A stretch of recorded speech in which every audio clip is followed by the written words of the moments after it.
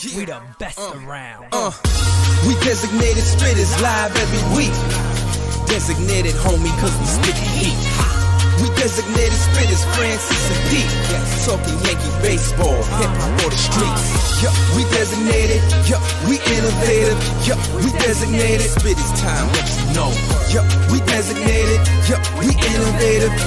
We designated spitters, let's start the show. What is going on, everybody, and welcome to your favorite podcast of all time, the one, the only Designated Spittaz, Francis Lee, man. Gotta tell you, man. You sure you don't got no grandmothers around you? I feel like there's a grandmother around you somewhere, man, because Nah, not right now. my man looking smooth right now. He seems overly relaxed. I don't know, man. You just walked in the door with a grandmother, didn't you? Nah, sure? Man. I wish. I was trying to scoot one up there at our event on the 25th, but they didn't come out. I don't know. The next event we do, I'm gonna have to, advertise it better. I need more grandmas in the building. The problem is, everybody already knows about you now, so they hold. They're like, nah, grandma, you can't come to the stadium today. I gotta keep you away. They'll make excuses up. It's slippery outside. It's overly hot. They'll make some sort of excuse up and be like, exactly. It was a lot of y'all out there talking about heat stroke. Exactly. That's what I'm saying. I mean, they're like, was a lot of heat y'all. stroke, this stroke, that stroke. You know, being a grandmother already, everything's a little tough. Vitals are bad. You know what I mean? You got to be careful. So, For the next event, don't even trip. Francis is going to take care of all y'all. Don't even trip. Don't listen to your grandsons. Do not listen to your grandsons. Listen to Francis. I got take care of all y'all. All y'all. Francis, my understanding is Francis is going to be put in overtime is what I'm hearing right now. Yes, sir. That's a lot of overtime for the grannies. I tell you that much, bro. That's a lot. That's a lot. But, a lot of people we've been talking on every single podcast. This is the first time we're doing an episode in the sense of us actually doing an episode. We did one from Crib Francis last week, and obviously we had a lot of fun doing that. It was friggin' awesome, bro. It was awesome, man. Francis welcomed us into his home. It was an amazing day. We had the little Sopranos moment at a barbecue. If you guys are Sopranos fans, Francis is drinking the last of the Presidente. Did you tweet that out? I did not. I'll have to do it. I'll have to tweet that out. That was inside footage. Yeah, shout out Jira for recording that moment. That was fire. Yeah, that was so cool. Inside footage right there of that moment. Francis is drinking the last of my Presidentes there. Yeah, obviously, man. Unfortunately, Pete left. He left one for me. That was a sign right there. That was me saying, "Back at you, bro." Back at you, bro. Right there. Salute from far away. Next time we're gonna do it. Next time we got to do it down there in VA, man. Oh, no doubt, man, no doubt about it. We got the whole setup. We ready to go, man. But I don't know if you've given your thoughts on the event, but I don't think you've had a chance because me and you didn't get a chance to talk about it together. No, we haven't. Everybody's so hype about it. So if you would like to take a few moments, go right ahead and please talk about the event. Yeah. I mean, first and foremost, I got to start with gratitude. I mean, the fans, you in the chat right now, you guys really fucking did that. Like, you really fucking did that, man. Like, I pulled up there, man, and honestly, I was just grateful. Like, the moment I didn't even get through the thing yet, and like Pete's there screaming that RB, I'm like, yo, my guys, like, they here. Like, yo, this is crazy. We finally me and Pete we caught a game in Baltimore. You guys saw some of that footage prior to that, but getting to catch a game in the Bronx, Yankee Stadium with my guys, with my team was just amazing, bro. Because like you guys, it's like I said, I think I said it on last week when we were live. It's just like, you guys have no idea like the amount of work that goes into it. I mean, I know you probably have an idea, how much really is, but it's like, it's so much. And to like get together and to like be in there with our fans, that was just amazing, bro. Like I walked in, the spread was good. I had me, some French fries or whatever, had a couple beers, and then just immediately, bro, just talking to fans was just amazing. You guys coming up to us and like, I mean, I'm sorry, I'm terrible with like pictures. Thank God there was a photographer there, because like I should have got more pictures with some of the fans. I know but one thing I do feel like I did was that I was able to like talk to all of them. Like every fan who wanted to talk to me was able to come up to me and like talk to me and whatever. So it's like, that just goes to show you, like, those of you who were there, y'all know, like, now going forward, like, wow, Francis ain't, you know, he's a chill dude. Like, you go up to him. If I buy a ticket to an event and I go up to Francis, he's not going to like brush me off. He's going to talk to me. And I think that's literally how everybody on the team was, which is what made it like such a success. Like, just seeing all of us mingling with the fans and the fans just being happy. Like, dude, Hirsch, bro, like, I couldn't believe it. Like, I could not believe it. Like, I'm like, yo, this is Hirsch, bro. Like, he's in every chat. Yep, this is crazy. Like, it's crazy. So even, Anthony Medina. Even like, Anthony, I was gonna say, even Anthony Medina, because he has his picture on the profile, but it's like, you don't know. You know what I mean? Because even when I first saw him, I was like, yo, what's up, man? And I'm like, hold on. It's my fiance goes, you know that's Anthony Medina? I said, Medina, bro. Exactly. Like, I didn't even recognize the first time I didn't put two and two together. Yeah. And, you know, the good thing, too, for me and for you, friends, and for all of us, I heard you say, you know, at least you were able to mingle. Me and you talked about this. We said, if it was up to us, we would have got no pictures just because we want to live in that moment. It's like, it's so nice to be with everybody. And thank God for my fiance for taking pictures. Your photographer was friggin' fantastic. He got the clip, the picture of the team that is phenomenal. The whole team, really good picture. That we used for that thumbnail. I got it as the NYY News TV banner on top. It's just terrific. That Felix put the whole NYY News TV behind it. It was an amazing day. And the crazy thing is, for me, I don't know if maybe you're the same way. It was affirmation for me of us knowing that we're doing the right thing, that we are on the right path. We have made the right moves. The fans are attached to it. They like it. They enjoy what we're doing. And all it's going to do is grow. It's going to be way bigger than what this event was. Yeah, no, I'm really glad you say that, because like affirmation is important to recognize, right? I think we spend a lot of time looking for, like, when I say we, I just mean people in general. Like, you spend a lot of time looking for signs, right? Looking for things that kind of prove to you that you're headed in the right direction, that you're doing the right thing, right? I think for us, this event was a clear, you know, message, like, keep going, keep pushing, keep going. Like, because it really doesn't matter, bro. It doesn't matter what the haters say. It doesn't matter. Like, I remember the beginning of this season, a lot of people, oh, you guys are too negative. You guys are too this. You guys are too that. Yeah. Well, guess what? We just had an event at Yankee fucking Stadium. All right. Sold 100 tickets, right? Had a section literally just for, like, come on, bro. Like, not everybody's doing that. There's a lot of podcasts out there. Not 100% certain they could all just reach out to Yankee Stadium, book an event, and then sell the tickets, and then have the people show up, right? Especially and to be fair too, we talked about this. Yeah, the ticket wasn't cheap, and we understand that. No, it wasn't. You know what I mean? We get it, and we paid. All of us paid. We all had to pay for our ticket. We didn't just say, hey, team, you guys get it free. No, we all did. Oh yeah. And I understand why some people are like, hey, look, Pete, the travel and the ticket, I can't. I understand. I completely get it. But even in that video, when I sit there and I say, you know, I'm happy for the people that were here for the first one, but this is truly only the start, and it's only gonna get bigger. And me and Francis, our minds are already running. We got part two, you know, already in the works in our brain, and now it just has to become reality, like this event did. And I believe it will. I believe that you guys will have another shot, and this one, the sequel is bigger. This is The Godfather Part 2. The next one is The Godfather Part 2. The sequel is going to be bigger. Oh, yeah. You know? No, man. Look, the idea that we have, not going to give away anything at all, but I'll tell you this. The idea that's in our heads right now it's next level. Like, you guys, the fans, just look, prepare yourself, because what we have coming next is it's going to happen, because we manifest shit. We're men of our words, and we work really fucking hard. So we're going to make it happen. However we have to do it, we're going to make it happen. And when it's announced or whatever, like, you guys are going to fucking love this idea. You guys are going to love it. Yeah. And I'm sure that you're going to come out in droves. We're going to double the numbers that we just did. Maybe triple. It may be triple. Yeah, like, so this is going to be huge. And the only hint that I'll give you, the best part of it all, is that this time the ticket will be cheaper. That's all I'll say. Good hint. Yep. Good one. That's all I'll say. That is accurate. That is true, because we have an idea of where that is going to be at, but it's significantly cheaper. And let me tell you right now, I mean, Okay, I'm gonna stop because I don't want to give up anything else at all because nothing is set I know, in stone like, yet.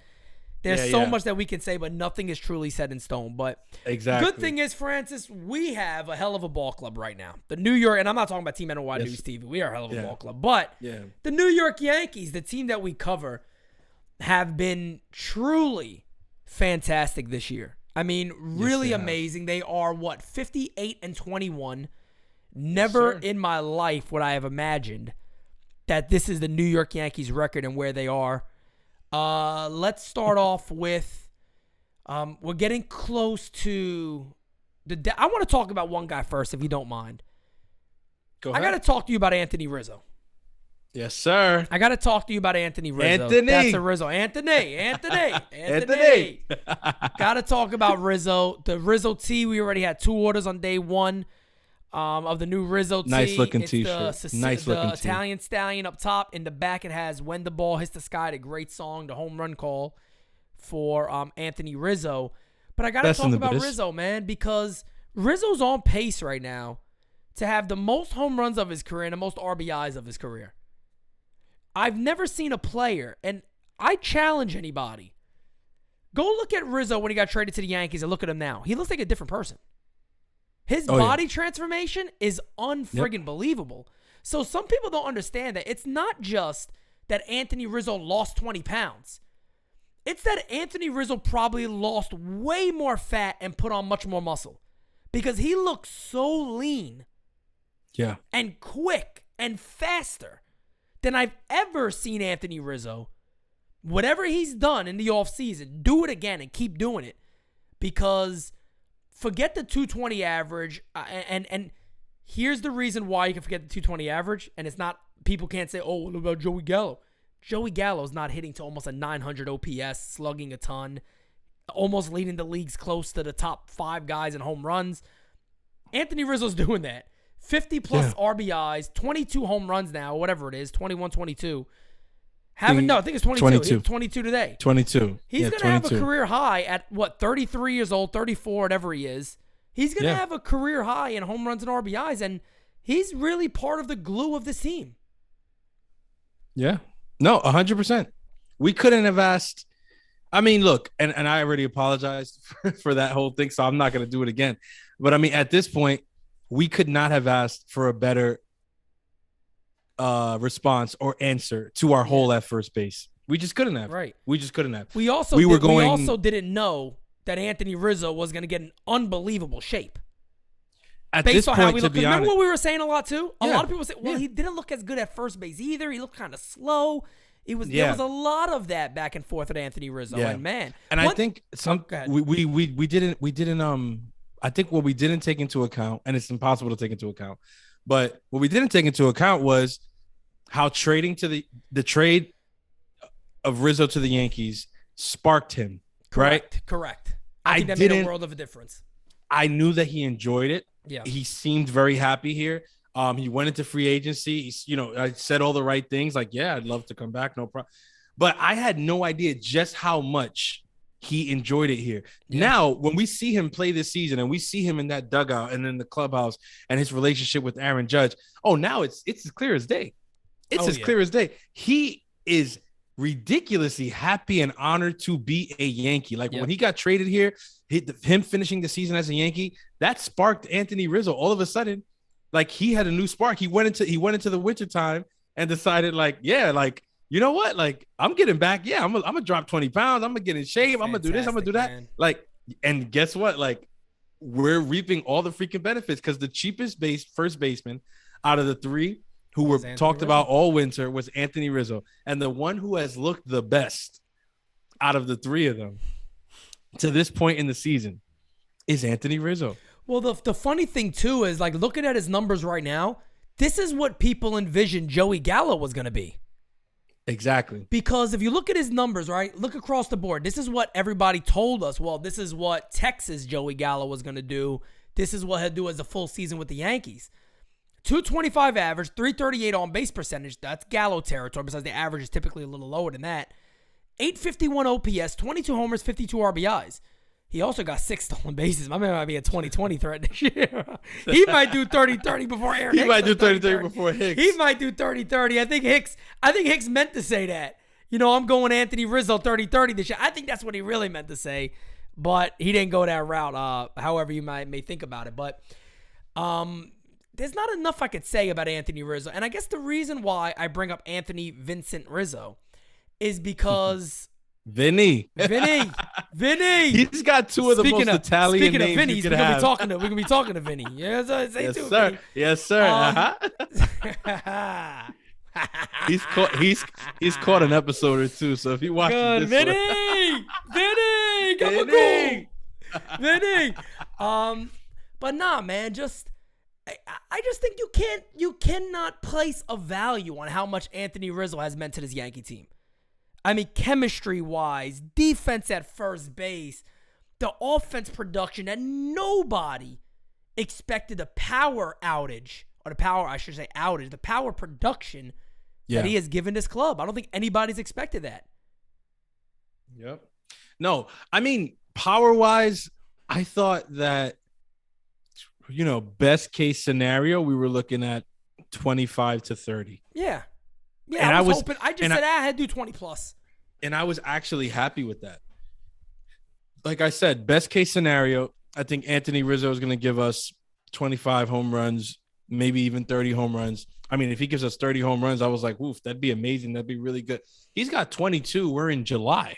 Like, you know what I mean? Just started July. Like, literally, it's July 2nd when we're recording this. This is dropping July 3rd. Yeah. He's got 22 home runs. If he hits another home run today, he's going to have 23. Like, you know what I mean? Like, this is he's definitely overachieved. And I think a lot of that has to do with the point that I made before. I just really feel like him coming to the Yankees relit that fire under his ass and just really brought back that love and romanticism about the game that he always kind of had, but those last couple of years in Chicago, it gets good, right? It gets tough, and I think there's a lot to be said, right, for a player of Anthony Rizzo's caliber, who goes into, a situation where you get brought into a club that with so much history, so much tradition, like the Cubs, right? Yep. And then you're one of the main pieces to help them win it all, break a curse. I mean, 108 years, ridiculous stuff, right?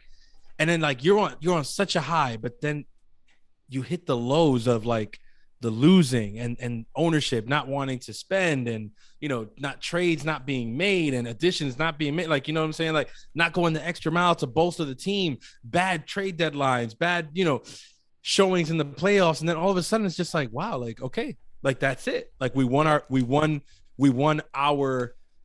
our World Series, I guess, that's it. This is the one for my career. Yep. And I think that kind of sucks when you're a player like Rizzo, who loves the game and cares the way he does. So for him going, when it really became clear, like, look, we're not going to re-sign you, Anthony. Like, we offered you something, wasn't good enough for you at the moment.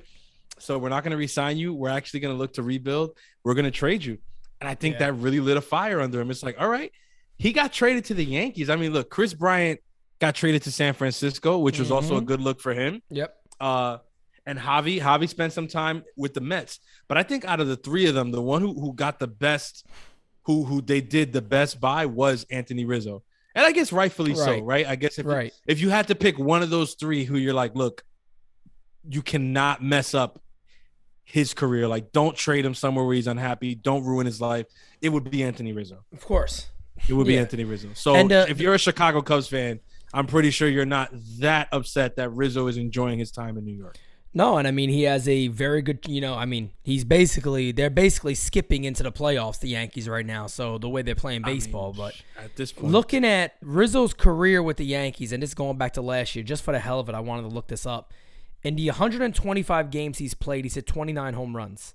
So you're still a little short of a full season, but basically in a full season, you're looking at 30-plus homers from Rizzo. And he's going to, as long as Rizzo's healthy and stays on the field, he's going to blow past his career home run record and RBI record, which is the low 100s, and then home run wise is 32 homers. I mean, he's already 10 away from tying that.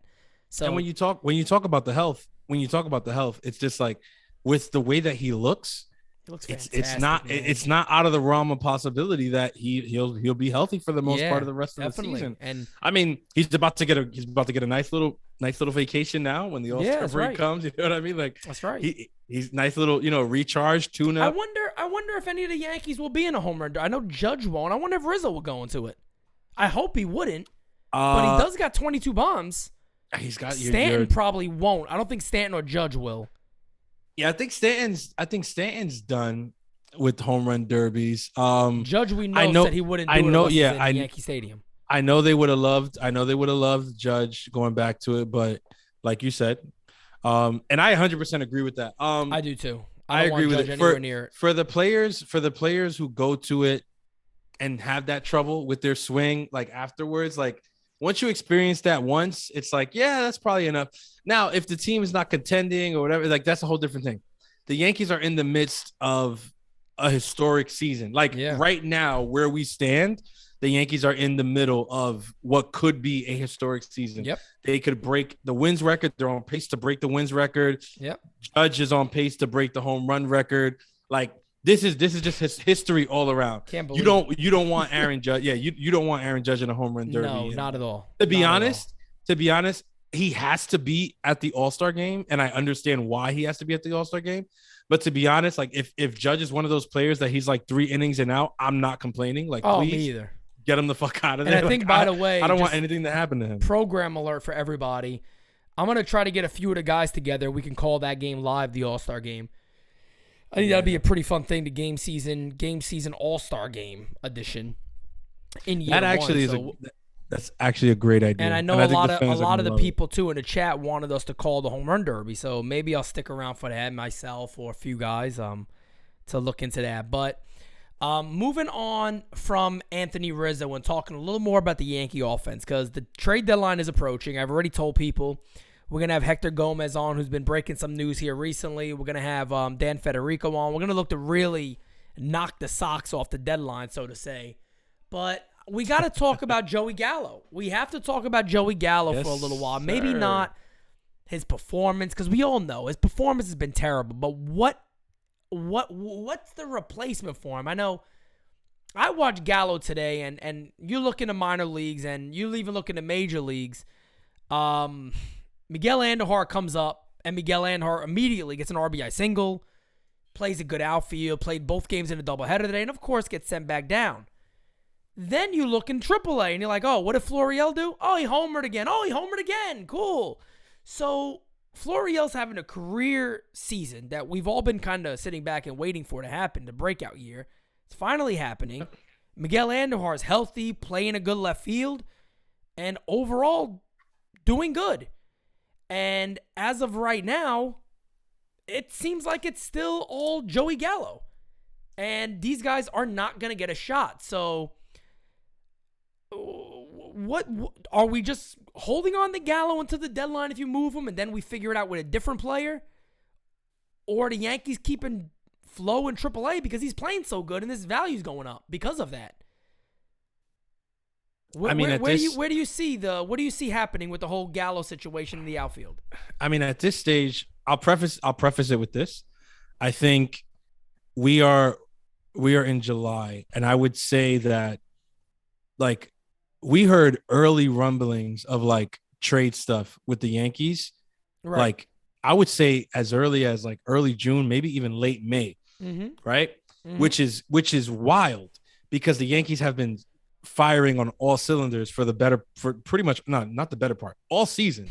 Right. All season. Like we have a losing record against one team, which we'll speak about later. Yeah, we're going to talk about that. We've been firing on all cylinders all year, and yet there's been rumors and trade talk as early as late May, which leads me to believe that Cashman and the Brain Trust are, already or have been for a while, like figuring out what is the plan of attack come trade deadline.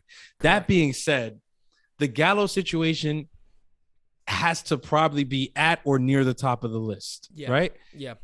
Look, if he was playing like he did when he got traded here, I could see them saying, look, we'll finish the year out with him and then we'll let him walk. But he's gotten worse. Oh, yeah. He's gotten worse. Way worse. The defense has begun to suffer. Yep. The at bats just look completely like he's overmatched every time. I mean, whether it's an elite pitcher, whether it's a guy who just got called up, whether it's a journeyman, he just looks overmatched way too often. It seems like it's a mental thing. We know that he suffers from, mental health things and otherwise, but that is indicative of a bigger problem is what I'm saying. When we look at these at bats and we look at Joey Gallo and we look at just his demeanor, it's indicative of a much greater problem than just a slump. This is, I mean, before he hit the single today, he was on an 0 for 26 slide. Yep. Normally on a championship team, you don't have guys in slides like that. No. Now, I put out a tweet the other day. And I'm not going to read it now. I want to read it when we talk about the Astros later. Yeah. But when I put out that tweet, one of the responses I got was, like that I was being negative and that championship teams aren't 9 deep, meaning they don't have all-stars at all 9 positions. I'm not saying that the Yankees need to have all-stars at all 9 positions. Okay. We're not going to have an all-star catcher. All right. We're not going to. All right. As much as Gleyber Torres has improved this year, he's not an all-star second baseman this year. Right. You know what I mean? Right. IKF is not an all-star shortstop. And I'm not saying upgrade second base, upgrade shortstop, upgrade catcher. I'm not saying that. The Gallo problem supersedes all of that. It's much bigger than that. It's a huge hole in your lineup that you traded, albeit, very, mid to low level assets for. Right. But you traded something for him. Correct. Multiple guys. I mean, what did they trade? 4 or 5 guys, right? Yeah, I mean, Glenn Otto's still there. He just pitched. He pitched against the Mets. Josh Smith night. came up and was looking very good. Yeah, so they traded quite a bit for him. You know what I'm saying? At this point, it's not something that you can just turn a blind eye to, especially for a team that looks poised to make a deep run into the playoffs. And we're not talking about, they're hoping to get to the ALCS. No. With this historic start, it's World Series or bust. Everybody knows that. With the Yankees, it's even worse bust. Yeah, I mean, with the Yankees, the pressure is high to win. Yeah, with the Yankees, every year we say it's World Series or bust. But at this point in the season, Pete, we got to call the spade a spade. Facts. With everything they've done this year, if they don't go on to win the World Series, it's an epic failure. It's an epic failure. Huge. With the way that they've dominated everybody they played, save one team so far. You can't look at this team and say, I don't know. No, they have to go to the World Series and they need to win. You're not going to be putting your best foot forward in a playoff series against a team like the Astros that pitches the way that they do. Correct. If you're starting a guy like Joey Gallo in any one of those games, I'm sorry. Correct. You're right. We know that we need contact. So we're not going to get, we know what we have at the top of our lineup already, right? We know what DJ is. We know what Judge is. We know what Stanton is. We know what Rizzo is. We know what those guys are. We know what Gleyber's been able to do this year. We understand that. We know what our catching situation is. We understand that. Yep. We know what our shortstop situation is, and we understand that. And we also know what our bench situation is with guys like Marwin and Carp, okay? We understand all of that. The Joey Gallo thing, I will repeat, and then I'll turn it over to you. That's the one thing, though, in terms of offense and lineup, that really it can't be. There's no excuse. None. You can't excuse it. You know what I mean? You can't explain Joey Gallo away. You can't just say, well, you can keep him there because at this point there's just no explanation for continuing to trot him out there. Christian said it the other day, right? We're playing a game against a right-hander, not even top tier, whatever, a regular right-handed pitcher. He's not even in the lineup. He wasn't even in the lineup. Yep. He's got that. That's got to be an indication that he's done. It has to be. Yeah. It has to be. Yeah. And, we can't continue this. I mean, I can sum this up very, very easily with Joey Gallo. It's really not that hard. What was he brought here to do? The bare minimum, what were you expecting from Joey Gallo? Good glove, home runs. Good glove, home runs, on base percentage, right? He'll get on base. That too, OBP. Those are the big things he'll do. Okay. Yeah. Let me look at this year right now. Time out. Before you even do that, because the nerds are the ones who tell us he was brought here because of the OBP, right? Yeah, so I'm going off what they were telling us. But I think if you ask a guy like Pete or myself, you look at Cashman's track record, you look at the Yankees' track record, and look at how baseball has been just in general. Teams, front offices are in love with the home run. They're in love with the home run. Right.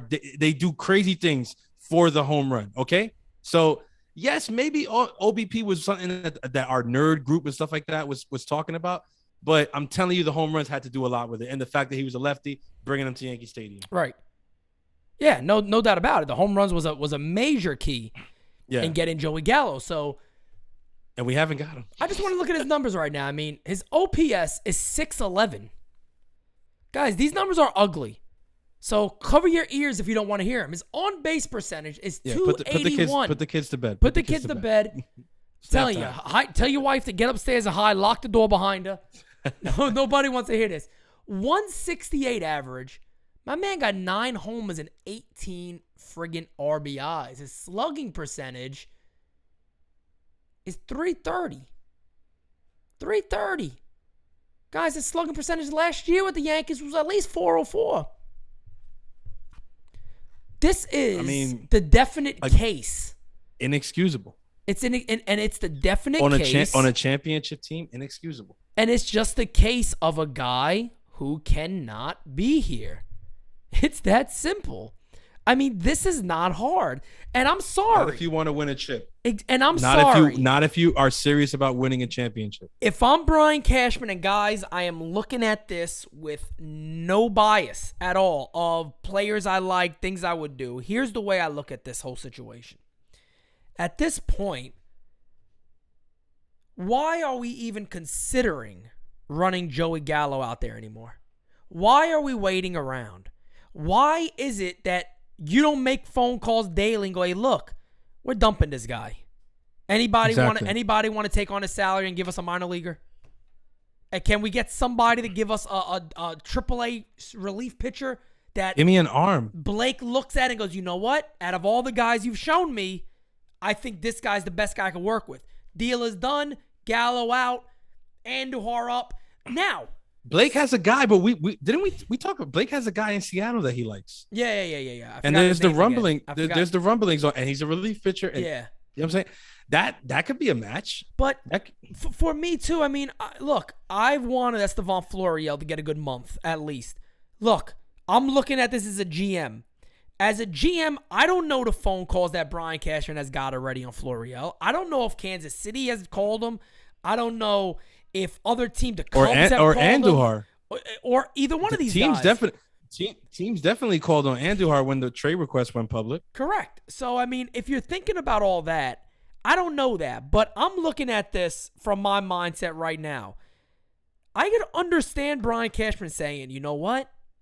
Florial's having the best year of his career. Maybe the best thing we can do, let him stay in AAA at least until we see what is truly on the table for him. Now, Miguel Andujar in the other situation, we've seen this dude up here. We know more likely what is he going to do for us that helps. He's going to put the ball in play. We know that. He has not. Anybody, I don't care what anybody says. You can argue me all day. Joey Gallo's a better left fielder than Miguel. All right, cool. If that's what you think, that's cool. I'm talking about, and the Yankees, I don't even know if that's true. But I'll say this. Andujar has not got a fly ball that I said, oh, God. I have not done that at all. He's looked smooth in left field. It hasn't looked that way since he first transitioned to the position. And you know, if we're being honest. You're right. He's looked terrific. Yeah. Miguel Andujar, the other thing he's done, my man was basically told by the Yankees, bro, you're not a third baseman. Here's a left field. Here's an outfield glove. Go play. Or he's a first base glove. Go try to do something. He's changed himself to be able to say, hey, I'm a major league left fielder. I can play left field. Yeah. This is the guy that should be in the lineup right now. Forget the trades. Forget all the nonsense. Joey Gallo does not deserve to be on this ball club. And I like Joey Gallo. I have nothing. I was all for the trade. It was a mistake. I like Joey Gallo. But Joey Gallo is not a fit for New York. And don't tell, maybe he'll change it. Guys, he's not a fit for New York. It's not hard to watch. The guy's mental aspect is obvious. Tenfold here. It's not good for his sanity. And I don't even mean sanity as a sense that he's going to go insane. I mean sanity as a ball player. This guy may never be the same again. Yeah, it's not. This is just not the place. I mean, look, we spoke about this many times. The strikeouts, the camera following him in the dugout, catching the twitches and things like that. Yeah. I think they've done a little bit, like a slightly better job of not doing that as much. And we're not the sensitive cats over here, by the way, but No, it's obvious. And when it's obvious, we're going to talk about it. We're actually the last people who are going to, fight on something like this. But I mean, with Gallo, it's gotten to the point where even we have to mention it. And it's like, look, it's not good for anybody. It's not good for him. It's not good for the team. It's not good for the team. Correct. I don't want, look, if I'm Cashman, and I'm looking at this team and I'm looking at the lineup, I'm like, look, what I want at this stage in the game, I don't want to help opponents. That's what I want. I do not want to help opponents. I do not want to help opposing starting pitchers. I do not want to help Justin Verlander. I don't want to help Christian Javier. I don't want to help these guys. I don't want to help anybody in the Blue Jays rotation. I don't want to help anybody in Tampa Bay's rotation. I don't want to help them.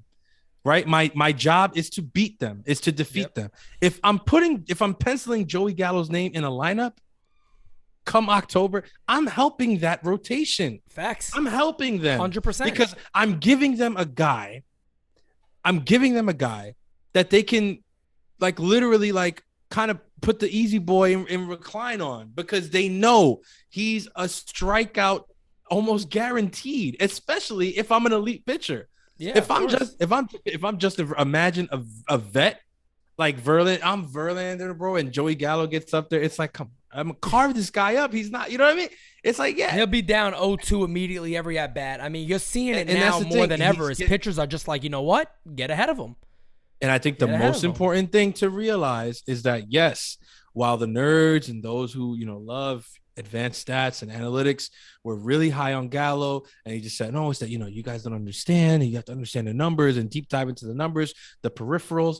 Yes, that was true when he got traded from Texas here. Correct. At this point, those numbers don't defend your argument. It's poo-poo. Yeah. Those numbers are poo-poo right now. It does not defend your argument. The on-base percentage is non-existent. The peripherals all suck. His baseball savant is garbage. Yep. There is no more defending. It's not to say, okay, that is the player that he is now. No, we're not saying that. We're not saying that, because it was the same thing I used to say about Gary Sanchez. Yeah. If he gets traded somewhere else and finds himself again, I will not be surprised, especially if Gallo ends up in a smaller market. Yep. I would not be shocked if he reverted to what he was in Texas. Well, I said it yesterday. He's still young. He's still young. He's still in shape. If I'm a club like that, I'd call all for Joey Gallo. I would call for Joey Gallo. You don't think Joey Gallo could pop 11, 12 homers down the stretch in a month? He's done it. Of course. He could easily do it. I really believe the problem for Joey Gallo is New York. Because, look, we can all sit here and bullshit. Gallo, it's not the first time. It's not the first time this has happened. Right, and Joey Gallo has never been this bad. To his credit, you can talk about average all you want. That's fine. But he's never been this bad. But he never hit for average. So correct. When we look at that, people are like, oh, well, look at the average or whatever. What were you expecting? He never was at. Well, we never said we were expecting a high average from Joey Gallo. Yes. What we were expecting was home runs, decent glove, above it, not decent, but good glove. Yes. And the on-base percentage that you guys told us about. Correct. Which all three have gone to shit, essentially. And even before in the offseason, what do we say? Just bat Joey Gallo 7th or down, because he'll get on base, hit a homer every now and then. You don't got to rely on him as your main offensive threat. Let him power the bottom half. And look, which to Aaron Boone's credit, he said, hey, man, I'll drop you 9th. I mean, Aaron Boone has no wrong in this. Yeah. Aaron Boone said, hey, I'll give you this part of the order. Okay, it doesn't work. I'll drop you to 7th. All right, you know what? You're going to bat at the bottom. You're going to anchor the lineup. Hit a hole. Let's see if it relieves the pressure. Yeah. Look, here's a guy who said, I don't want to play center field. I don't feel comfortable. Yep. You can't do shit like this in New York. It doesn't work. You remember the Judge video? Weren't you scared to play center field? Guys, it doesn't work in New York. Exactly. It's not that simple. It's a magnifying glass. Everything is magnified. It doesn't work. It's not. Look, again, it's not a knock against him. I'll repeat it. The last thing I want to say about Gallo is that look, this is not the first time that this has happened. Nobody should be surprised. The weight of the pinstripes, there are many players, great players, some players much greater than Joey Gallo will ever hope to be. Correct. who succumbed to the weight of the pinstripes and the Correct. pressure of New York That's City. right. That's It's right. not a knock on him. We just saw it as recently as Sonny Gray. It's not, you know what I'm saying? Sonny Gray was decent, traded for him, came here, shitty. Yes, the pitching coach and whatever was trying to get him to throw pitches he wasn't comfortable with. We all remember the story, but then he got traded, went that way, and was decent again. All right. Terrific, yeah. I mean, there's a legend by the name of Randy fucking Johnson. Yeah. Okay, who came over here, couldn't cut the cheese. Literally, like, got into a feud with the fans because the fans have ruined him. Never couldn't do it. Left, goes back, returns to form. Yep. It just happens. Okay, it's not really at this point. It's not anybody's fault. It's not Cashman's fault for trading for him. No, it's not. At the time, I think it was a decent trade. I liked it. I applauded him for it. Right? It's not Gallo's fault that he can't. No, not his fault either. This is one of those things. It's not anybody's fault. It just is what it is. And I think what's best for both parties is to cut ties and move on.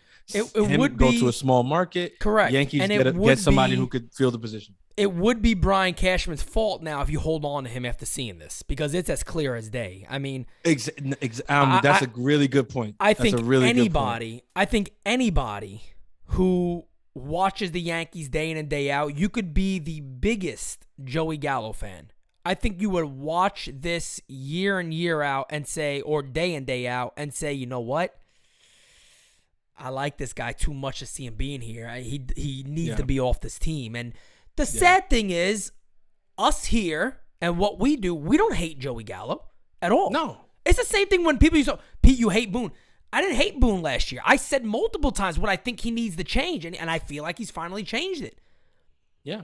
I wasn't comfortable with him at the helm, but I never hated him. I don't hate these guys. I don't know these guys personally to hate them. I don't hate anybody. No. Listen, Joey Gallo just does not need to be on this. No, wait, time out, because I do. I hate Josh Naylor from the Guardians. Okay, yeah, you hate him. Can't stand him. I know you and Joe. I always said today, every time he came, I said, Joe, here's Joe's favorite player. Joe can't stand Naylor, man. I cannot stand him. Shout out to Joe and Alex, by the way. Called game one. And did a phenomenal job, man. Great fucking job. Great fucking job. I told him, I said, I was able to catch a little bit of that. Me some breaks. Yeah. I said, oh yeah, baby. Yes, sir. Pete about to get some breaks. So, look, with the Gallo thing, I wanted to mention, because you said it right. Right now, I said, I don't think it's anybody's fault in this current moment. Yeah. Right. But the point you made is very important. Right. So I want to underline it. Should Gallo still be on this team? Right. And still be in the lineup come playoff time. At that point, I will be pointing fingers. Oh, 100%. Right. They cannot be on this team. If it doesn't work out and it goes to shit, at that point, I will blame Brian Cashman. Yeah. And I will. And I won't even blame Boone, which a lot of people will say, well, blame the manager for penciling him in. No, at that point, I will blame Brian Cashman more than anyone, because I'll say, look, at this point, Boone has to put out there what he has. Correct. And if you kept this guy on the team, like, he's going to pencil him in. You know what I mean? So correct. I'm not blaming Boone. I'm not blaming Gallo. I'm blaming Cashman. If this guy is getting at bats for the New York Yankees in October, that's what. But I really have a positive feeling that they're going to do what's best for the team and what's best for him, and they're going to cut ties. Look, yeah, I'm almost 100% certain Joey Gallo is gone. There was, I believe, this past offseason, there was trades lined up for Gallo. They didn't want to do. That's what I'm saying. And that's Brian Cashman's ego, by the way, getting involved, because he didn't want to get, even if he had a good deal lined up, I don't think he wanted to give him away. No, I think with Cashman, he's more. Cashman's very calculated, and he's very wait and see, right? We saw how long it took them to say, okay, Gary Sanchez doesn't work, right? We saw how long that took. Correct. Right? Traded for Gallo last year, said, look, all right, we just had him for the half of the year. Like, I understand Cashman in that regard. Let me see what he looks like first half of this season. If he doesn't look that good the first half, then I can move him at the deadline, because he's an expiring contract anyway. That's the beauty of the deal for Gallo, that you didn't necessarily have to move him in the winter because of the fact that he's an expiring contract and he has the pop. There are teams who will trade for him. They won't give anything crazy up for him. That's right. But they will trade something for him in the hopes of maybe selling some tickets down the stretch, or, you know, selling people on the fact that there's pop there and maybe he just needs to change the scenery. Yeah. And the fact that no matter what happens, even if he's putrid from, you know, the rest of July through the end of the season, his contract expires at the end of the year. That's right. But like we just said, there were talks about him being traded in the offseason. Yeah. Okay. Already in the offseason. And more of that stuff's going to come out, by the way. I guarantee it. I had one, if you remember. Of course. If you remember, I told you guys in the chat that there was something potentially lined up with Seattle for one of their starting pitchers. So that apparently didn't. I don't know if that was 100% on the table, but I was told that there was something lined up. Either I remember something lined up around J.P. Crawford, and then also another one potentially for a starting pitcher alone. So I don't know. Apparently the Astros were interested. There was a couple of teams interested, but I think you're going to hear a little more about that coming up to this deadline. No, for sure. Look, it was there in the offseason, and the one thing that was loud to me was the silence, right? Yeah. Cashman doesn't come out and speak a lot. I know that, but the silence does speak volumes in certain situations, right? Like with the Judge stuff, there have been a lot of comments and posturing on both sides. Correct. When the Gallo trade rumors were out there, it was never refuted, right? If you remember a couple years, or not even a couple years ago, but recently, right? There was that whole thing that on Twitter, somebody said, "Oh, the Luis Castillo deal is like going to happen or whatever." Yep. Cashman made sure to reach out and have Jack Curry come out and refute it and say, "No, this is not true," or whatever. Correct. Plenty of times when there's rumors, that this is going on, that's going on, whatever, somebody passing or somebody will come out and say, "Oh, there's no truth to this, no truth to that." When the Gallo stuff came out, nobody was really refuting that shit, which leads me to, and Cashman didn't mention, which leads me to believe there was a lot of truth to the talks of Gallo in the offseason, and leads me to believe that there will be some steam behind that come trade deadline. And I think it's good for both parties. Before we move on to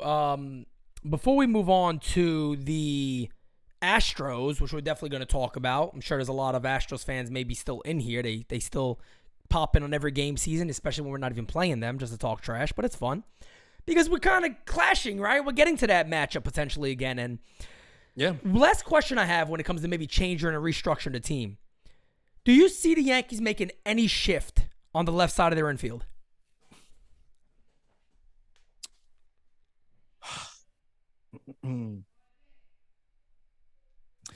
I am going to say he's going to plead the fifth. No, I'm going to say no. I'm going to say no. And if I'm wrong, I'd be so happy. But I'm kind of there with you, and I'm going to say no, and I'll tell you why. Why? Donaldson makes too much money. Correct. Which is one. And super underperforming, by the way. Yes. He cannot have under a 700 OPS. He cannot. No way in hell. No way in hell. But he makes too much money. And then IKF is the glorified, lauded, sought after stopgap. He was their answer when everybody told them, "Oh, you got to get Correa, you got to get Seager, you got to do." They said, "Nope, we're going stopgap. This is our guy until Volpe's ready." And so him and his 308 slugging percentage. Yep. And as far as I'm concerned, they're gonna be putting him out there. Didn't the Utes tell us that he was the next Derek Jeter? The Utes. Oh man, they tried. A lot of the Utes. They tried to, but my thing is, to be honest with you, as bad as Donaldson has been, right? I worry about IKF in a very special way because I do too. For whatever reason this season, big moments, he seems to get like the yips, and he can't feel the ball. He makes a terrible throw. It's like, I don't know what it is. Now, Donaldson, while he's been struggling at the plate for the better part of this season, defensively, he's been pretty fucking strong. Yeah. And he's been really fucking strong. And I remember we were very high on Gio at third or whatever. Let me tell you something. Donaldson is right there, if not better, in terms of defense. Yeah, I think he's better than Gio defensively.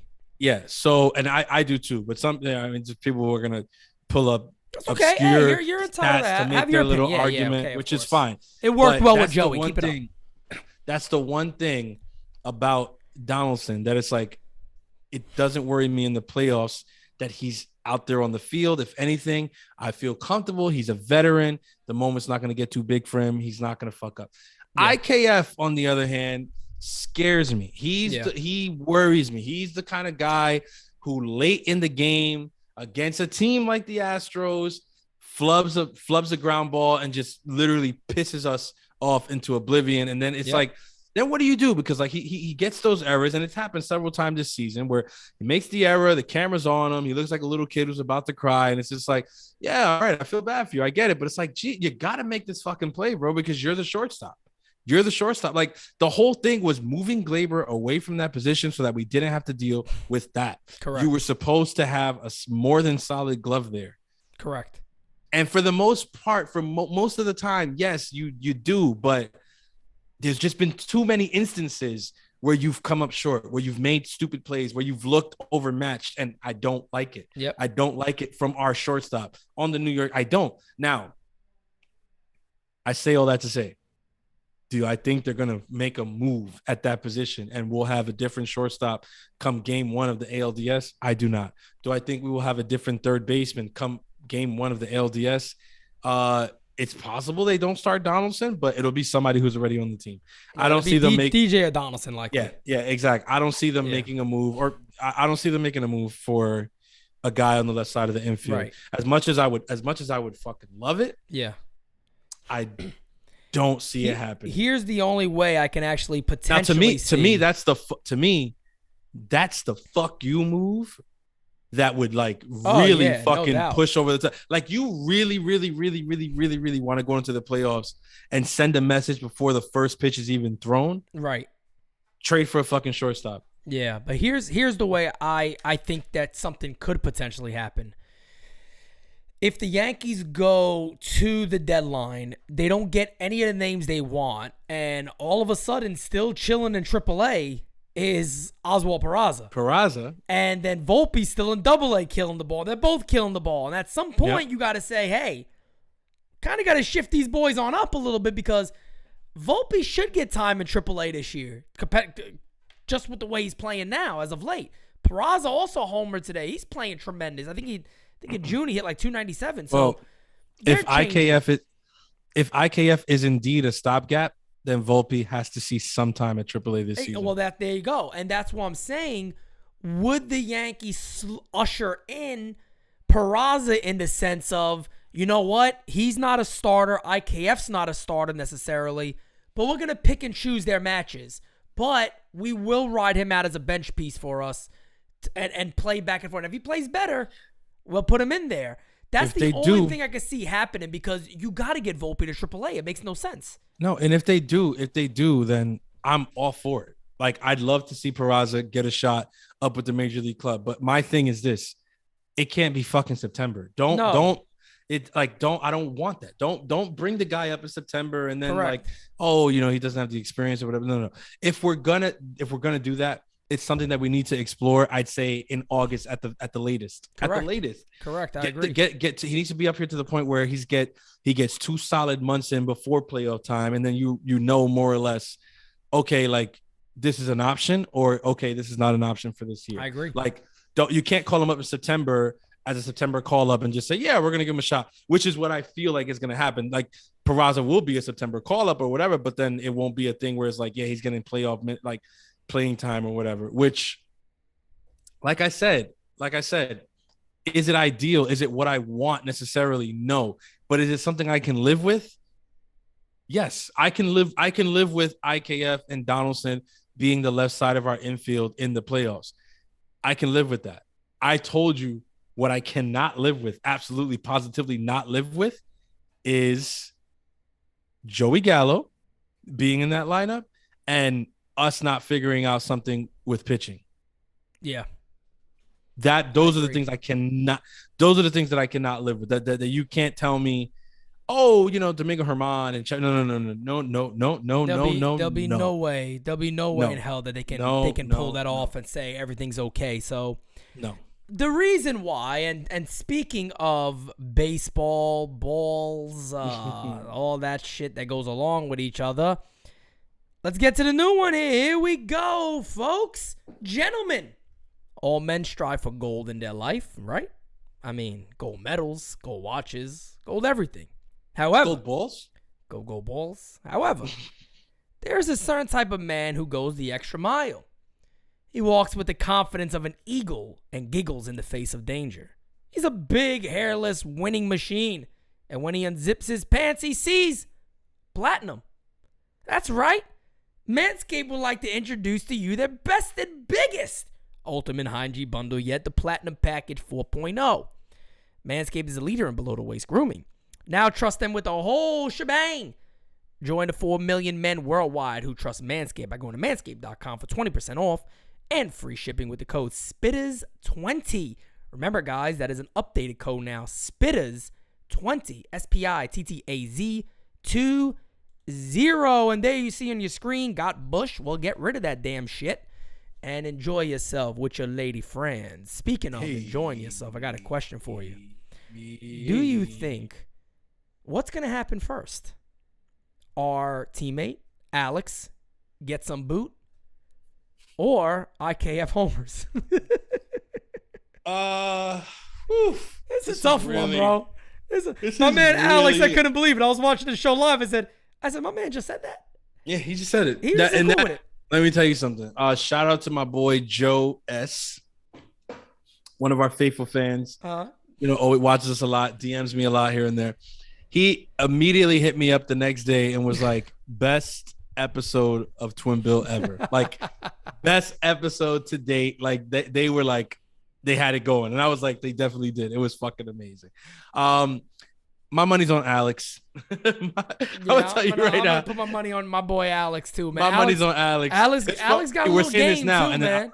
We're saying this now, and IKF is gonna hit a home run like in an hour. Yeah, probably. I mean, shit. But I'm gonna put my money on Alex. Then Alex is gonna DM like, yeah, I sealed the deal this morning. Yeah, Sunday morning treat. Bro, Alex, come on, don't do that. If my man hits me up ever and says I sealed the deal, I'm done. That's it. I'm done. My man ever hits me up, bro. He's got to hit. No, he's got to hit you up like. He's got to hit you up like, like if you guys were affiliated, it just hit you up and say, "It's done. It's done. It's done. It's done." He got to. Matter of fact, he got to call. He got to call you. He got to find a payphone and call you from a payphone. No doubt. Oh, who's this? Yeah. Go to that train station he was at, wherever the hell it was in New Rochelle. He said there was a payphone in there. There you go. It's done. Go there, do it. Hit me up. It's done, and just hang up, and that's it. I don't know. No response needed. Speaking of responses needed, bro. Responses needed. Great fucking transition. I know exactly where you're headed. Speaking of responses needed, bro. The Yankees have played 6 games now, 4 or 5 games against the Houston Astros. 5.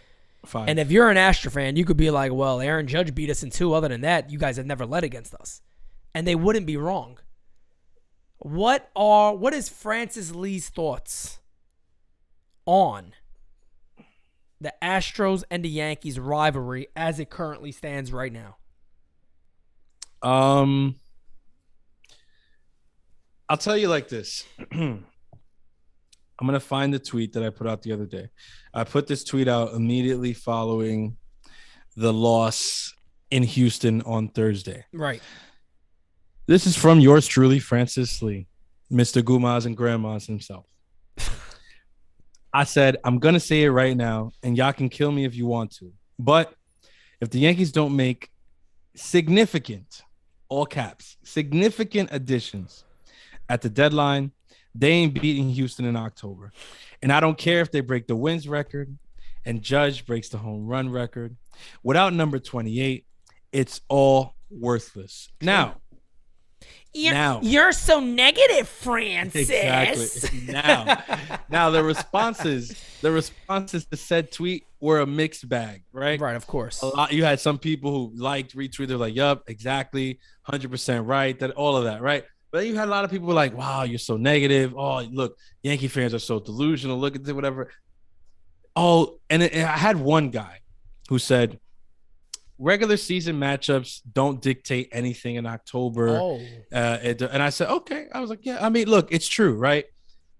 Does a regular season matchup really dictate how a series, what's going to happen in October? No. But what I will tell you, that's like a stat wise. Yes. Stat wise, it contributes nothing. I think you could play mentally too. Yankees got the best record in baseball. Exactly. They still can't seem to get over this team. So mentality wise, that is a very terrible take, and I'm going to tell you why. Yeah. Mentality-wise, yes, the Yankees have been the best team in baseball thus far. They've been a juggernaut. They've been a juggernaut. They have. But there is one team There is one team in the league who's walking around high and mighty, like their shit doesn't stink. Maybe not walking around too tall because their second baseman is shorter than my 4-year-old, but they're walking around nonetheless. Bregman's a small little dude too. They're walking around nonetheless. And you know what? You know what they're telling people? I don't know about best team in baseball. Yeah. I don't know about juggernaut. Yep. I mean, yeah, maybe they do. Maybe they do win the record. Maybe they do break the record. That's cute. That'll be cute. But so far this season, we've had their number. Now, I have a positive spin on this because I am positive Francis, but I'm not going to do that yet. I'm not going to do that yet because there's shit that has to be said before that. And what has to be said before that is no matter what you fans say, those of you who are even more optimistic than me, who look at these 5 games and say it doesn't matter, it doesn't mean anything, whatever. No matter what you say, the truth of the matter is the Astros beat us 3 out of the 5 games. Another thing is the Yankees never led in any of those games. They never led in any of those games. They walked off the 2 wins that they got, right? Yep. Now, is that a great, impressive feat? Yes, it is, right? Of course. Does that show the strength that the Yankees have had? The resiliency, at home this season? Yeah. Yes, it does. Now, are chances that the Yankees go into the playoffs with home field advantage? Yes, they are.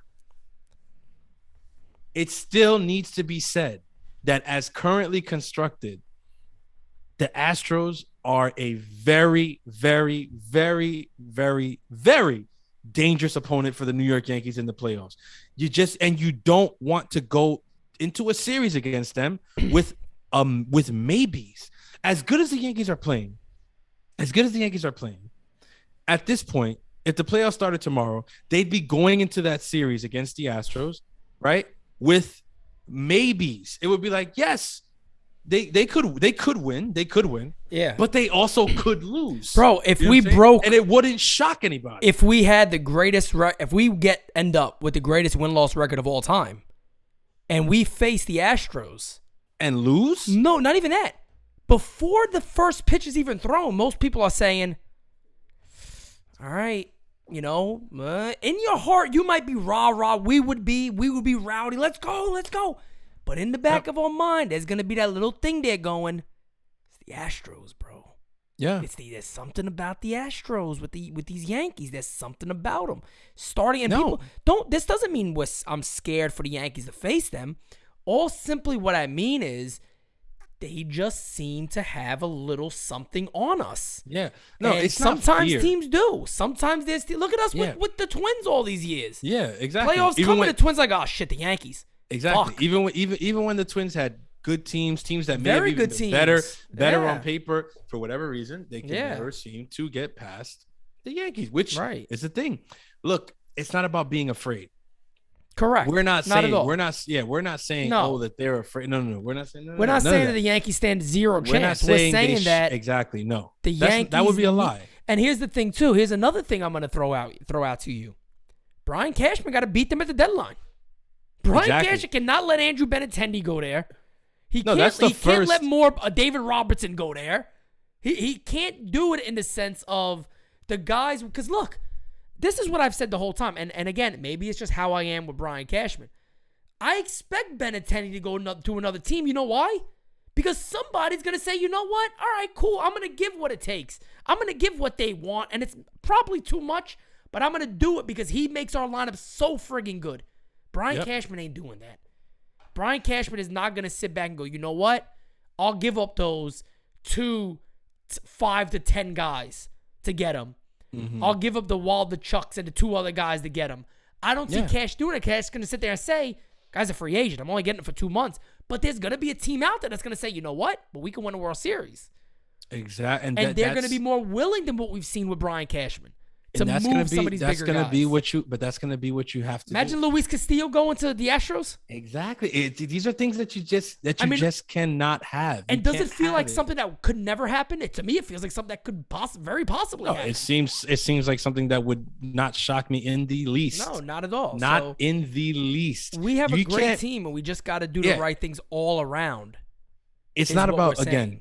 It's not about being scared. I'm gonna tell you right now. Yeah, not at all. Astros fans in the chat, if you want to save this clip, You can save it.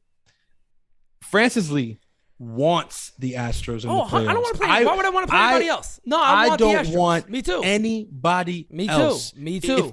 If the ALCS is not Yankees and Astros, I will be disappointed. Me too. Because I want nothing more than for it to be Yankees, Astros, and for the Yankees to come out on top. And after that happens, I will be insufferable. I will be insufferable. I want the best to play the best too. And let's be honest here. The two best teams in American League are the Yankees and the Astros. There's no denying that. Exactly. There's no denying that at all. You got Toronto in the mix. I'll give them their credit. Yeah, it's true. The Red Sox, but at the end of the day, the Red Sox, they can improve greatly and be very good the rest of the year. Of course. The two best teams are the Yankees, Astros. Exactly. And what you need for the American League, you need it to be Yankees, Astros. Of course. Because no doubt about it. Especially after what happened now, whatever. Now, yeah, we got 2 more games. We got a doubleheader in Houston. Right after the All-Star break, right?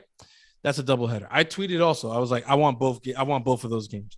Now, people might say, yeah, whatever. Yeah, this might be unrealistic. It's really difficult to sweep doubleheaders, especially against good teams. Yeah, I understand. But the message I think needs to be sent by the Yankees, right? If the Yankees find a way to go in there on the 21st or whenever it is, and take both of those games in that doubleheader, right? The season series moves to 4-3 in favor of the Yankees, right? That would send a very strong message to Houston because like I said, as good as the Yankees are right now, Houston is not really worried about them. They came into the Bronx and fucking no-hit them. Like, you cannot discount that. I'm sorry. You just can't. A lot of people, it's just one game. It doesn't really No. It rings true in your head. It stays there. It stays there. No. They no-hit the best offensive team in baseball at home. At home at Yankee Stadium, right? At home. Yep. Okay? And it wasn't even their best pitcher starting the game. Correct. This cannot be understated, people. I'm sorry. I know that a lot of you would like to sweep it under the rug or whatever, because that's what humans are naturally inclined to do that, right? Right. When there's something uncomfortable, when there's a hard truth or whatever, what people like to do is just look the other way, sweep it under the rug, and don't address it, don't deal with it until you absolutely have to. Right. That is not how you win championships. Not you at need all. to take a long, hard look in the mirror if you're the New York Yankees and realize right now, we are the best team in baseball. Yep. Even knowing that we are 2-3 against the Astros, we are the best fucking team in baseball. In order to ensure that the best team is the last team standing, we need to, 1, beat them at the trade deadline.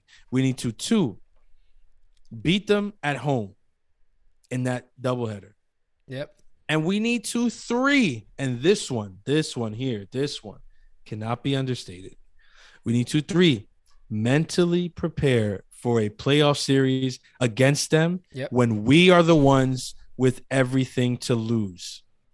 Because that cannot be understated. And if the Yankees break that record, even if they don't break the record, the chances are that they finish the season with the best record in the league and everything like that. They'll head into a series against the Astros. The Astros will have nothing to lose. The Yankees will have everything to fucking lose. Correct, because you're putting the target on your back. Unfortunately, it comes with that. When you're the best team in baseball, target is now on your back. And Houston, even if they don't have the best record, I tell you what they're gonna feel. They're gonna feel like, look, we always go to the World Series. Where it doesn't matter. I mean, that shit's over. Now it's our time. We've ruled recently. Exactly. In this domain, we've ruled here, so they got to beat us. They got to be mentally. They have to go into that series mentally prepared and to be the team with everything to lose and to still fucking win it. I'll throw a 4 out there, which probably goes back to your 1 when it comes to the trade deadline, but we must put the best players on the field no matter what. I mean, I know people probably sit there and go, "Well, Pete, that's obvious." No, it hasn't been. It hasn't been because, I'm giving the Yankees to the deadline and I'm being patient with it.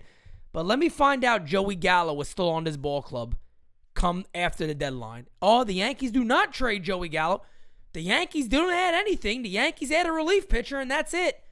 And not even like a relief pitcher that comes up and does anything. And we're still dealing with Chapman and high leverage innings in October. Then I want somebody to sit there and have the fucking nerve and the balls to call me negative when I rant my ass off because I'm watching every single game. This team has proven to me they're better than I thought. they're playing tremendous baseball. I'm sorry if I'm putting high expectations on what I expect. But if you come out of that deadline not making enough moves for me to sit there and go, let's go, boys. Come on. Now it's time to roll. Now it's time to roll. Now we're ready to go. Now we're really ready to go. Lineup looks better. Pen is stronger. Maybe we added a starter. Now it's time to roll.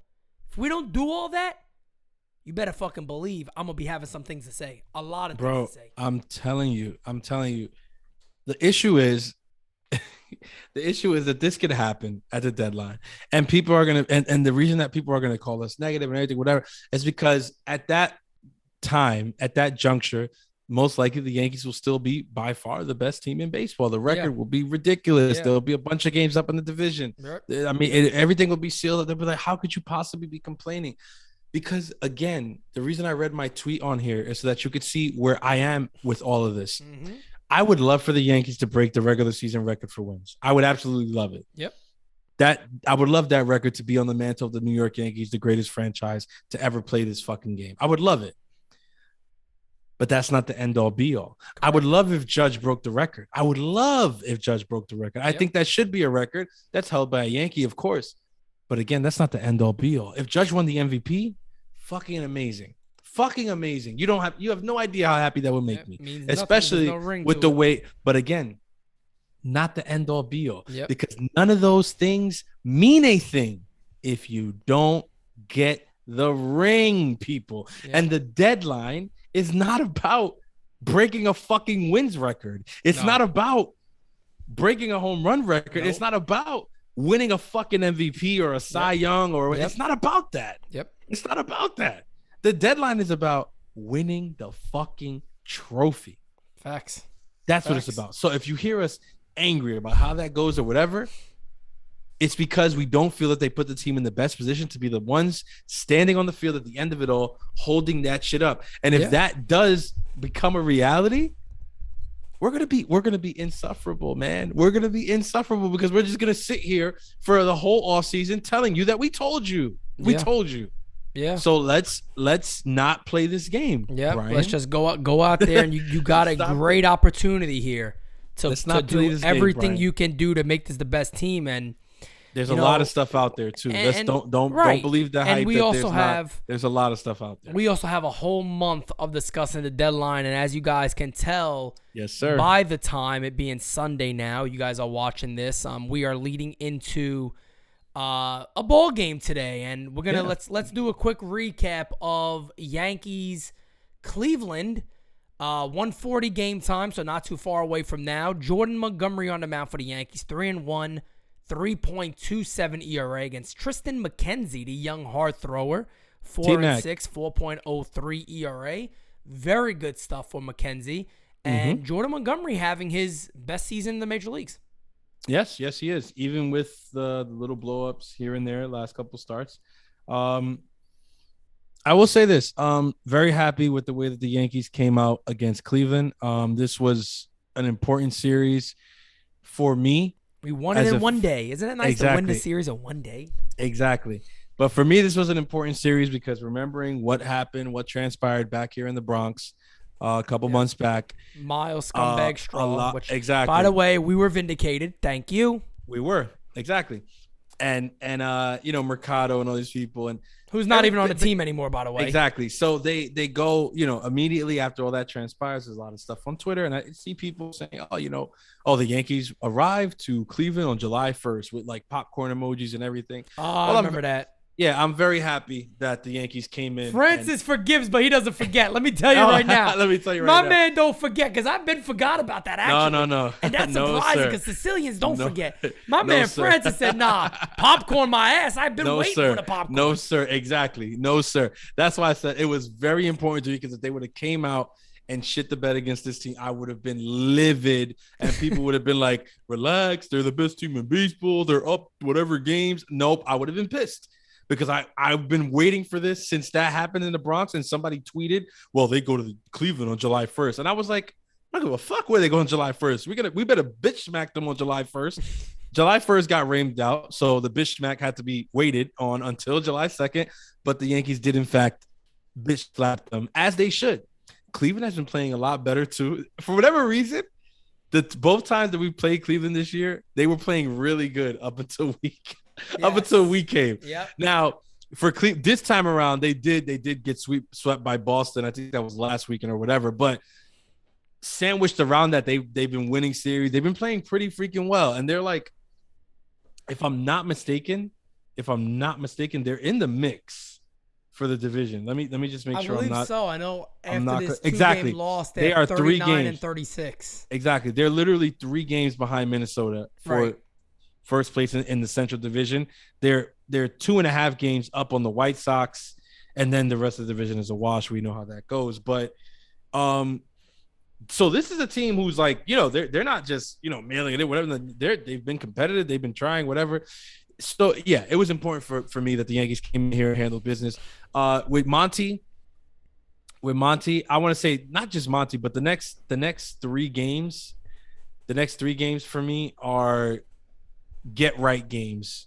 Not so much Sevy, but really 2 games. Monty today, I'd like to see a really good showing, and then Tyone back, in familiar territory in Pittsburgh. I'd like to see him have a get right game. These are things that you kind of just need. It's a long season. It's very natural for people to, go through slumps where they're giving up a lot of runs, giving up home runs, things like that. I understand. I was a pitcher when I played, so I know how it goes. So it's not that, they're worrying me or whatever. We always expected here at Designated Spittaz for our rotation to come down to earth. Yeah. We didn't expect them to pitch the way that they pitched the first month. No, I mean, they were pitching all aces. They had all under 3 ERAs, the entire staff. Exactly. So we knew that they would come down to earth. But what's important is that when you start coming down to earth, you don't allow yourself to fall below your average. Shout out Nestor Cortez, by the way, too, because Nestor had a couple of bad outings. He starts this game off, gives up a home run on Ahmed Rosario in the first game of in the second game of the doubleheader. Mm-hmm. And bounces back to do 6 innings after that of a shutout ball, and he did the same thing against Houston. Yeah, so, he did. Which is not bad. He's still been very, very good. Very good. Nestor looked really good against Houston. I remember we looked at it. He ended up finishing the game, only giving up the 3 runs or whatever. Yeah. Which again, you'll take that every time out. What happened with the Yankees in Houston wasn't really a pitching thing. And I want to make that clear. That's why when I spoke about it and we brought up Gallo and everything like that, make no mistake about it, it was a lineup thing. It was the lineup thing. No doubt about it. That's why I brought up the no hitter. It was a lineup thing. All right, you got Verlander again. You got no hit. It's just the lineup needs to show the fuck up. 3 runs should never be enough to beat this Yankees team. Right. Never. Oh no. Now that being said, back to the pitching. Monty, have a good start today. You know what I'm saying? It'd be beautiful to sweep this team. And just that's it. Like this will be the last time we see him, and good fucking riddance. You know what I'm saying? No, I agree with you. For me, it's just keep the train rolling, man. No, you're right. Keep the train rolling and just improve this club, man. That's all as a Yankee fan right now. You can't really sit back and go, oh, I want more out of this. I want more out of that. Yeah, you can pinpoint your guys, and it's kind of what we're doing when we talk about the lineup with Gallo and things like that. Matty Carp, has been the you don't get a better bench piece than Matt Carpenter. It's out of the question that this guy's not on this team. He has to be. Too valuable to this ball club. Yeah. 2 home runs again. The first game of this year, game 1 of the doubleheader. Just playing great baseball. And overall, for the game today coming up, Jordan Montgomery just got to be Jordan Montgomery. We had a game 2 of the doubleheader yesterday. You had, unfortunately, Peralta just shit the bed in the 9th, and we had to go to Clay Holmes for 2 pitches to wrap it up for us. Mm-hmm. But again, I like the urgency from Aaron Boone to do something like that because it basically shows that, look, I'm not messing around this year. I got a short leash on everybody. And I respect Aaron Boone because that's one of the things I was begging him to do. Have short. Don't just give these guys what they want, and then you look like an asshole. Yeah, you gotta sit these guys down. If they're not doing right, say, look, it's not your role. It's not your spot. You're not playing today. It's that simple. Yeah. And we've seen that all year from whether you want to look. Some people just hear me say Aaron Boone. Okay, leadership of the team. I'll leave it like leadership. Management. Your Matt Blake, so your Louis Rojas. Yeah, everybody. To everybody among it. Management overall has been significantly better. And somebody asked me, Rizzo, Pete, how do you really know that? Watch the team. What do you mean? How do you Look really at them in know the that? clubhouse. How do you really know? Do you not How do watch you really games? know that? No, Pete, it's simple. You tell them like this. How do we really know that? The mental mistakes on the base pass are gone. The errors in the field, much less. The Base running terrible bullshit. the terrible approach at the plate that we saw all of last year, gone. The Yankees, that whole thing that they used to, because last year they were sleeping not through games, they were sleeping through series. Okay, yeah. They were sleeping through series. Last Do you year- remember that series in Detroit when they got swept last year? Yes. They slept through Bro, the entire series. Let me see if you agree with this. Last year, Joey Gallo is playing every day. He has to. The Yankees are not sitting back going, you know what? I mean, against a right hand who throws 91 miles an hour, yeah, we're gonna sit Gallo here. We're gonna put somebody else in. The Yankees aren't doing that. We seen it. How about the beginning of the year when Gleyber Torres was like, "Bro, sit down.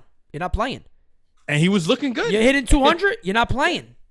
And and then he had games where like And then he came got it in, going, yeah. hit walk-offs and shit, and we're And like, because damn, is he gonna be in the lineup next game? Bro, Nope. it was Bench. a thorn in his ass. It was him saying, shit, they're like not playing me? He probably sat there and said, I just had a baby. I got to get my shit going. Yeah. Like, I got to start playing baseball for real. And Yeah. look, Boone did that with a lot of guys. Aaron Hicks, he's done it. He's done it with Gallo. He's done it with Gleyber. He's done it with even sitting days with DJ LeMahieu. He's done a very good job on that. So we're That's a few all we minutes wanted. away from game time here. Of course, I'll be covering that game. I believe RB is going to be joining me. So breaking news, I believe RB is going to make his debut on Game Season Live today. So with that being said, guys, Francis, do you have anything you want to add before I jump into Game Season Live here? I can't Any words think of anything. wisdom for, like, the Oh grandmother? yes, one last thing. Before the All-Star break, we played Boston 7 times. 7 times. We can really bury them right now if we want to. Yep. All right. We play them 7 times, 4 games and then 3. All right. If you go and you take 4 out of those 7, they gain no ground. They fall another game back. And that's not hard to do. That would mean splitting the 4 and then taking 2 out of the 3. Yep. That's all I'm saying. Hey, I don't have much else to add. So with that being said, fam, I'm going to let Francis do his thing. Y'all already know Francis Lee. Like, subscribe, get the likes up, share this thing, everything. Apple Podcasts. Make sure you subscribe to that. Tell your friends, tell your best friends, tell your cousin, your brother, definitely tell your grandmother. Facts. And keep it locked and stay tuned because the next episode will in fact be the best episode. Hopping that peekaboo stance right there. Mike Tyson, baby. Mike Tyson they said, Mike, how did you lose weight so quick? He said, hot water. I drank a lot of hot water. I went on the treadmill for 10 minutes. The next day I did 2 hours. So if you want to lose weight, listen to Mike Tyson, man. He'll get you where you got to be. I love Mike Tyson. Yeah, man. But with that being said, we will never come back on a Designated Spittaz track. Until next time, adios.